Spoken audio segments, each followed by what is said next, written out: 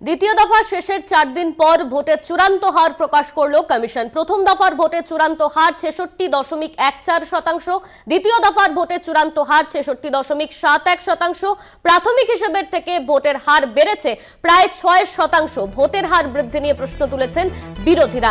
সংখ্যা না দিলে ভোটের শতকরা হার অর্থহীন। 2014 পর্যন্ত প্রতি কেন্দ্রে মোট ভোটারের সংখ্যা মিলত কমিশনের ওয়েবসাইটে। এই তথ্য পাওয়া যেত। নির্বাচন কমিশনকে অবশ্যই স্বচ্ছ হতে হবে দাবি সিপিএম এর। প্রায় 6% ভোটের হার বৃদ্ধি কি স্বাভাবিক? প্রশ্ন তৃণমূলের।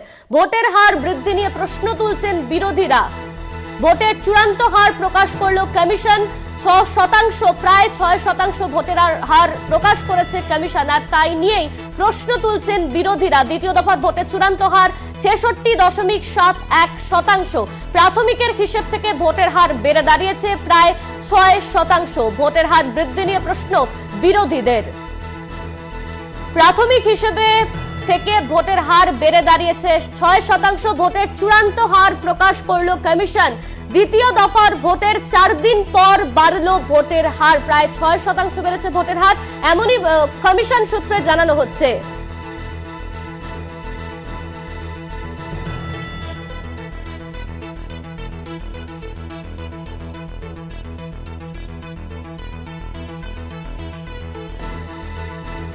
ইনি আমরা বিস্তারিত জানবো। আমাদের সঙ্গে রয়েছেন আমাদের প্রতিনিধি জয়ন্ত চৌধুরী। জয়ন্ত, কমিশনের তরফে একটা চূড়ান্ত লিস্ট প্রকাশ করা হয়েছে, সেখানে দেখা যাচ্ছে প্রাথমিকের হিসেবে থেকে ভোটের হার বেড়েছে প্রায় 6%, আর তাই নিয়েই বিরোধীরা অভিযোগ করছে। বিরোধীদের প্রশ্ন ভোটের হার বৃদ্ধি নিয়ে ঠিক কি বলবে?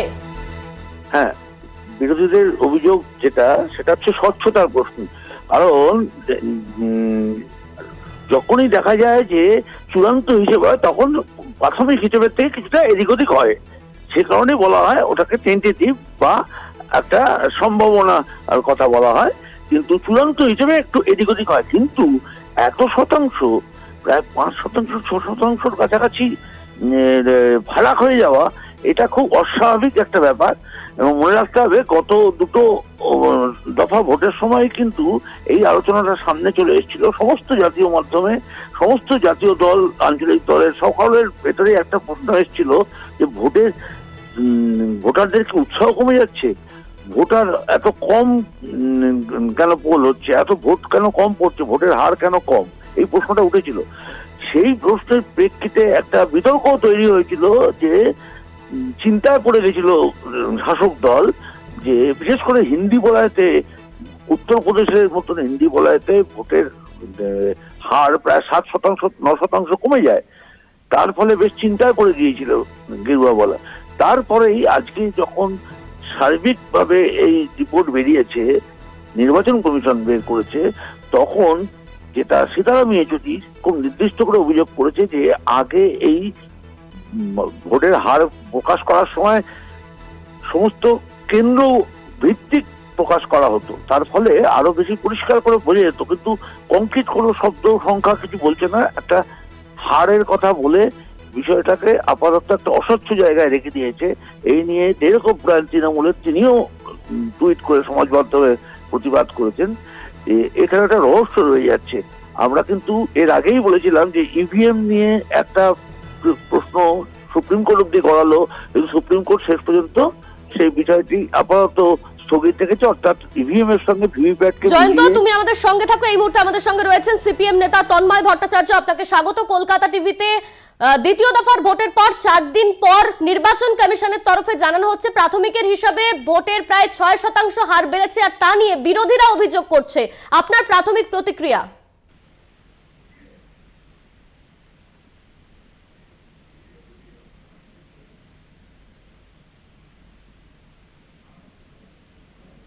শোনা যাচ্ছে? আমাদের যোগাযোগ বিচ্ছিন্ন হয়েছে। আমাদের সঙ্গে ছিলেন সিপিএম নেতা তন্ময় ভট্টাচার্য। জয়ন্তদা, আপনি ঠিক যা বলছিলেন।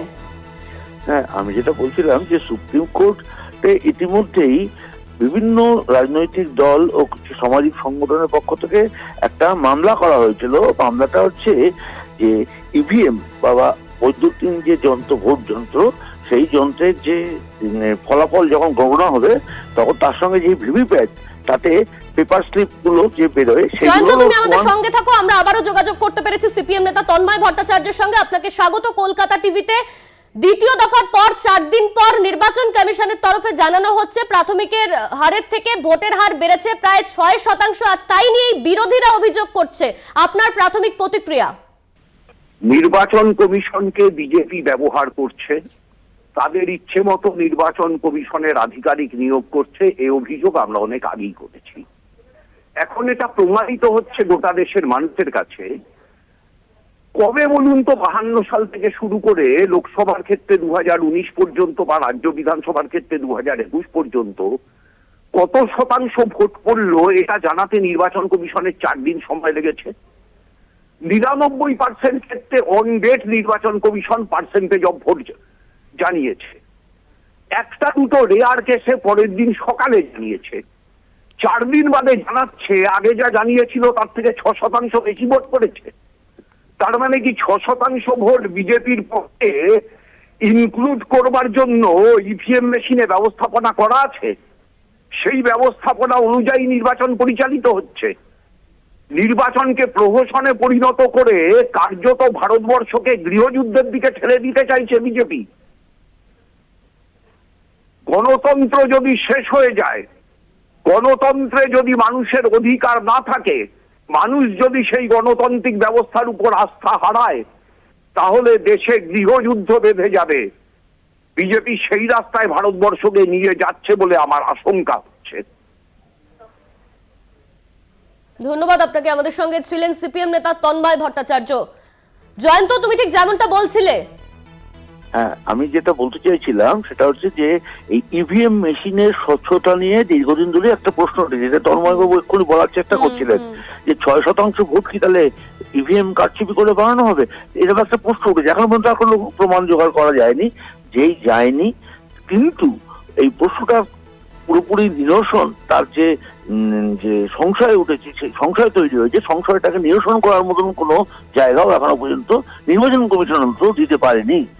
আচ্ছা, এই অবস্থায় সুপ্রিম কোর্টে একটা মামলা হয়েছিল, গত পরশুদিন সেই মামলা খারিজ হয়ে যায়। সেখানে বলা হয়েছিল যে ভিভিপ্যাটের যে স্লিপ থাকে সেই স্লিপের সঙ্গে ইভিএম একসঙ্গে গোনা দরকার, দুটোর মধ্যে মিল আছে কিনা, কোনো গড়মিল থাকলে তাহলে আবার সেই কেন্দ্রে বা সেই বুথে ভোট নেওয়া হোক।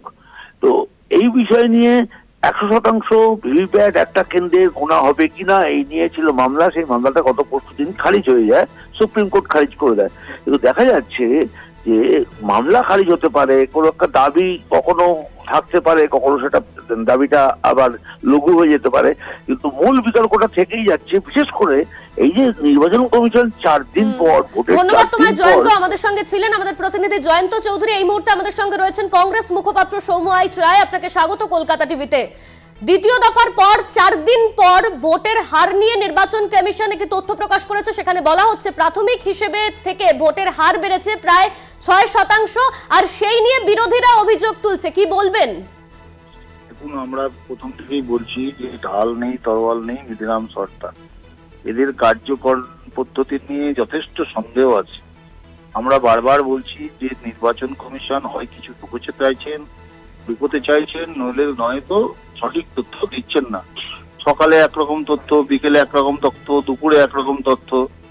তো তথ্যের জাগলিং করছেন না, কিছু লুকোতে চাইছেন না, কোনো কিছু ম্যানিপুলেশন হচ্ছে, এই বিষয়গুলো পরিষ্কার না। গণতন্ত্রের স্তম্ভ নির্বাচন কমিশনের কাছে এহেন আচরণ সম্পূর্ণরূপে অনভিপ্রেত, এবং বাংলার মানুষ, ভারতবর্ষের মানুষ স্তম্ভিত।